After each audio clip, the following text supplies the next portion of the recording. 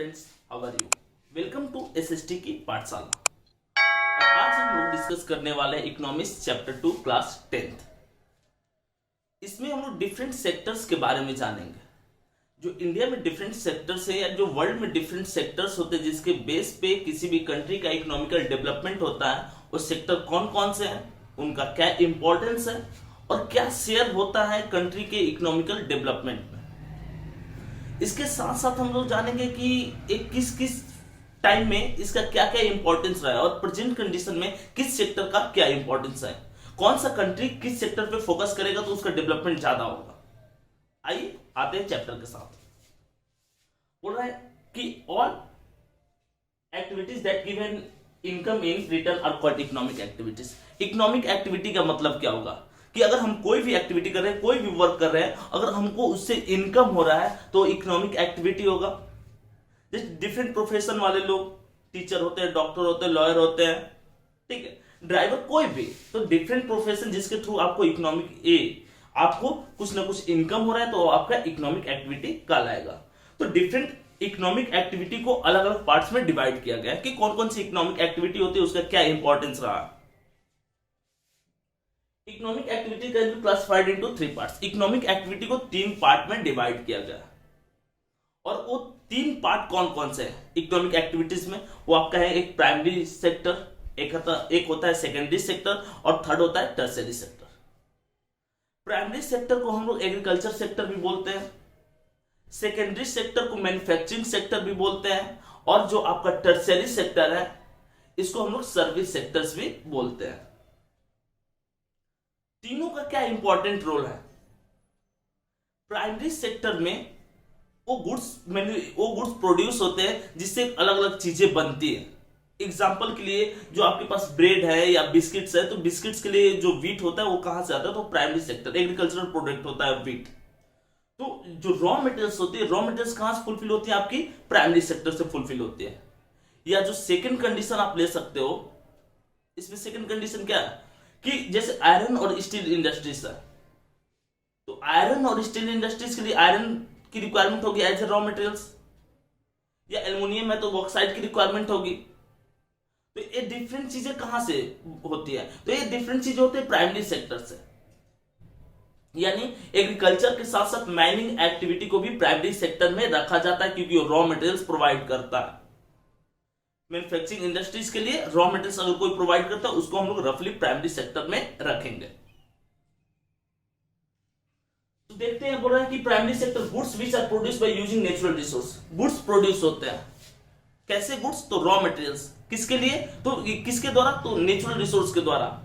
किस चीज के लिए, तो मैन्युफैक्चरिंग सेक्टर के लिए। और इसमें आप एग्जांपल ले सकते हो एग्रीकल्चरल प्रोडक्ट का, या डिफरेंट जो एग्रो बेस्ड इंडस्ट्रीज होती है तो उसके लिए रॉ मटेरियल्स कहां से आता है, उसके लिए रॉ मटेरियल्स आपके एग्रीकल्चर प्रोडक्ट होता है। Secondary sector, secondary sector is also known as manufacturing sector. Secondary sector में अलग अलग चीजों को बनाया जाता है, किसके रॉ मटेरियल से, प्राइमरी सेक्टर के रॉ मटेरियल्स को लेकर के, इसीलिए हम लोग इसको मैन्युफैक्चरिंग सेक्टर्स भी बोलते हैं। एक दूसरे पे इंटरडिपेंड है दोनों। Transformation of one goods into another comes under the category of secondary sector. Transformation of one goods यानी कि व्हीट से हम यहाँ पे क्या बनाया है, बिस्किट्स बनाया, या जो हमारे पास आयरन ओर था उससे हम डिफरेंट आयरन प्रोडक्ट बनाया व्हीकल्स के लिए या डिफरेंट इंडस्ट्रीज के लिए। तो इसमें क्या होता है कि वन सेक्टर का रॉ मटेरियल्स यूज करके सेकंड सेक्टर्स में उसको मैन्युफैक्चर किया जाता है, उसको बनाया जाता है। और एक दूसरे पे इंटरडिपेंड कैसे है, क्योंकि एग्रीकल्चर करने के लिए आपको ट्रैक्टर्स या डिफरेंट मशीनरी की रिक्वायरमेंट्स होती हैं और वो मशीनरी आपकी सेकेंडरी सेक्टर्स में बनती है। सेकेंडरी सेक्टर्स में कोई गुड्स बनाने के लिए, उसी मशीन को बनाने के लिए आयरन ओर की रिक्वायरमेंट होती है और आयरन ओर किसका पार्ट होता है, प्राइमरी सेक्टर का पार्ट होता है। तो इस तरह से हम कह सकते हैं कि एक दूसरे पे इंटरडिपेंड है। टर्शियरी सेक्टर, टर्शियरी सेक्टर क्या होता है, टर्शियरी सेक्टर को हम लोग सर्विस सेक्टर्स भी बोलते हैं। इसमें कोई चीज मैन्युफैक्चर नहीं होता, but due to help of service अलग अलग चीजों को सर्विस प्रोवाइड करके इन दोनों सेक्टर को सपोर्ट किया जाता है, प्राइमरी सेक्टर और सेकेंडरी सेक्टर को। एग्जांपल के लिए वही लेते हैं हम लोग ट्रैक्टर्स, जिसका यूज होता है प्राइमरी सेक्टर में प्लगिंग के लिए, मैन्युफैक्चरिंग होता है उसका सेकेंडरी सेक्टर में।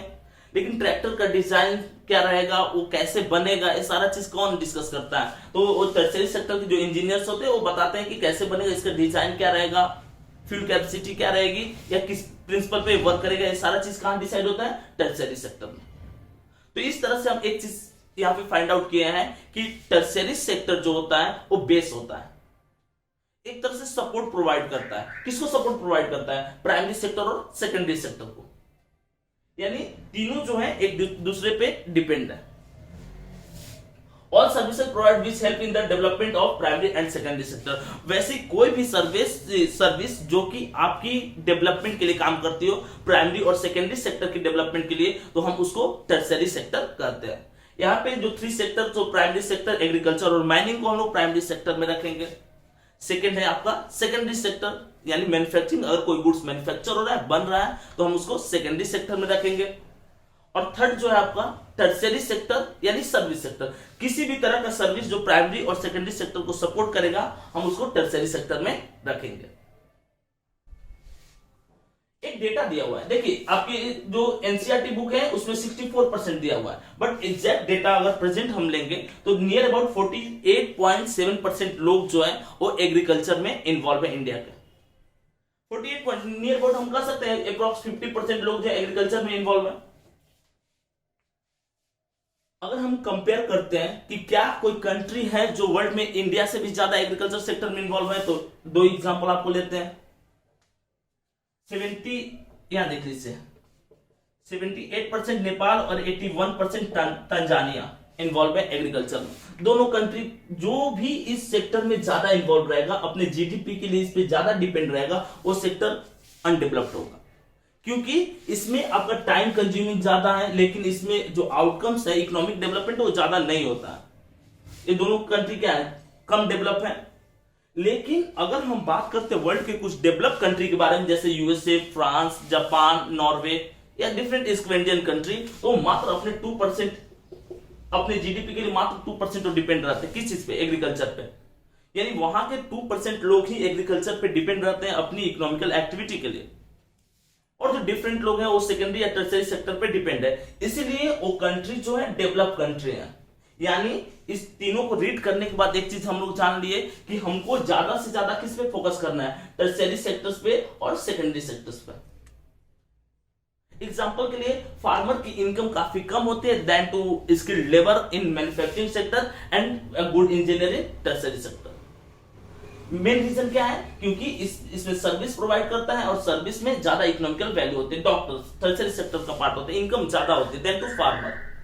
तो क्लियर है कि टर्शियरी सेक्टर जो है इकोनॉमिकल डेवलपमेंट के लिए ज्यादा सपोर्टिव है then to primary sector. But हम प्राइमरी सेक्टर को टोटली अवॉइड नहीं करेंगे, क्योंकि primary sector raw materials provide करता है। किस चीज को? तो सेकेंडरी सेक्टर को, ताकि अलग अलग गुड्स बना सके। अब यहां देखिएगा एक चीज कि जापान के पास कोई रिसोर्स नहीं है, फिर भी जापान एक डेवलप कंट्री है। मेन रीजन क्या है? कि उसने अपने सर्विस सेक्टर को वेल डेवलप कर रखा है।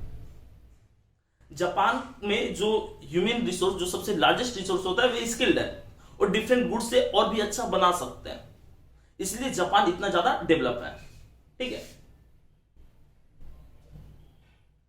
Secondary and tertiary sector contribute 3/4। अगर हम एक पार्टिसिपेशन देखेंगे कि इंडिया के डेवलपमेंट में कौन सा कितना परसेंट शेयर रखता है, तो वो शेयर कितना है? देखिए, contribution of primary sector in the GDP is only 1/4, और प्राइमरी सेक्टर का कंट्रीब्यूशन देखेंगे तो 1/4 है, whereas secondary and tertiary sector contribute 3/4। यानी कि ये क्लियर है कि सेकेंडरी और टर्शियरी सेक्टर ज्यादा शेयर जीडीपी में प्रोवाइड कर अभी हाल फिलहाल में, किसके कंपेयर में? तो प्राइमरी सेक्टर कंपेयर में। एक कंपेयर करते हैं हम लोग, वहां पे नियर अबाउट 60% कंट्रीब्यूशन होता था प्राइमरी सेक्टर का आपका 1950 के टाइम में। कितना? 60%, जो कि अभी करंट 2020 में 16.5% शेयर रह गया। किसका? प्राइमरी सेक्टर का। यानी कि कौन सा सेक्टर अपलिफ्ट हुआ है? तो सेकेंडरी और टर्शियरी सेक्टर, क्योंकि जो हाल का 2 या 3 डिकेड्स है, इसमें different type of industries introduce हुए हैं, साथ ही साथ आईटी सेक्टर्स भी इंडिया में काफी डेवलप हुआ है, जो इंडिया के इकोनॉमिकल डेवलपमेंट के लिए काफी सपोर्टिव है।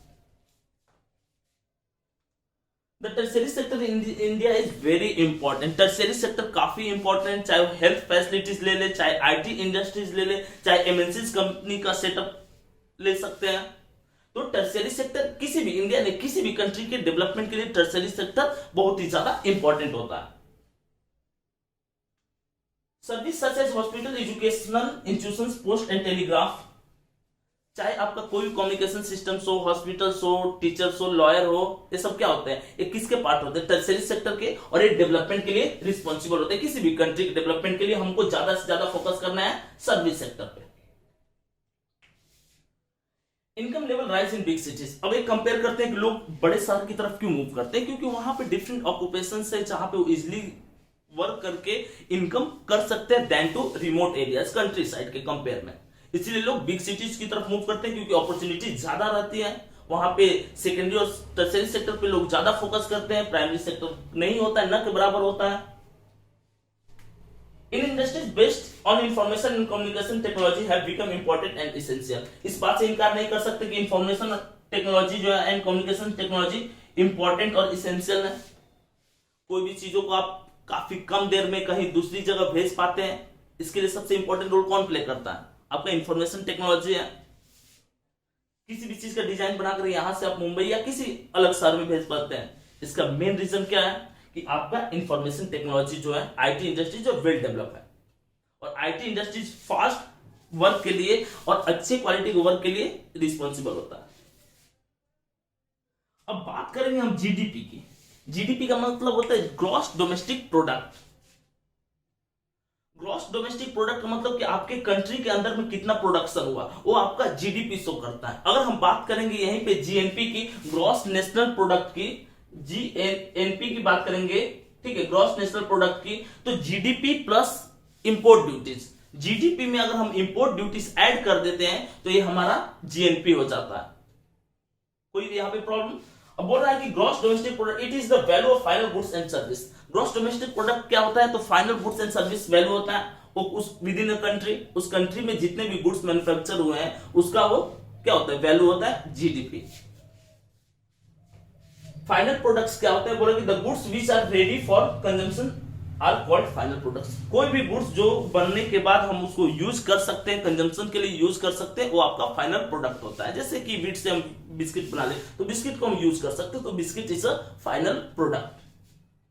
इंटरमीडिएट गुड्स क्या होता है, देखिए इंटरमीडिएट गुड्स यहीं पे रिलेट होता है। इंटरमीडिएट गुड्स का मतलब वो गुड्स जो रिस्पॉन्सिबल फैक्टर होता है सेकेंडरी सेक्टर या डिफरेंट सेक्टर्स के ग्रोथ के लिए। जैसे कि अगर हमारे पास व्हीट न रहे तो हम बिस्किट नहीं बना पाएंगे, तो wheat is a intermediate good, ठीक है। और goods which are used as a raw materials for production. कोई भी गुड्स जो कि रॉ मटेरियल्स के रूप में यूज किया जाता है किस चीज के लिए, प्रोडक्शन के लिए, तो हम उसको इंटरमीडिएट गुड्स कहते हैं। यानी कि आज के क्लास में हम लोग डिस्कस किया डिफरेंट टाइप्स ऑफ इंडस्ट्रीज, उसके बाद जीडीपी क्या होता है, फाइनल गुड्स क्या होता है, इंटरमीडिएट गुड्स क्या होता है, टर्शियरी सेक्टर का इंपॉर्टेंट रोल क्या होता है, सेकेंडरी सेक्टर का इंपॉर्टेंट रोल क्या होता है, प्राइमरी सेक्टर का इंपॉर्टेंट रोल क्या होता है, और सबसे बड़ी बात कि किसी भी कंट्री की डेवलपमेंट की अगर बात करेंगे तो कौन सा सेक्टर आपका वेल डेवलप होना चाहिए, कौन सा सेक्टर, तो टर्शियरी सेक्टर आपका वेल डेवलप होना चाहिए। जो कंट्री टर्शियरी सेक्टर पे ज्यादा फोकस करेगा वो कंट्री ज्यादा डेवलप होगा। इस तरह से आपका ये पार्ट 1 खत्म होता है। पार्ट 2 में जो रिमेनिंग पॉइंट है उसको हम लोग कवर करेंगे। इसके बाद भी अगर आपको कोई डाउट है तो आप कमेंट करके पूछ सकते हैं, या आप इंस्टा पे डीएम कीजिए या ईमेल करके क्वेश्चन पूछ सकते हैं। चलिए मिलते हैं नेक्स्ट वीडियो के साथ।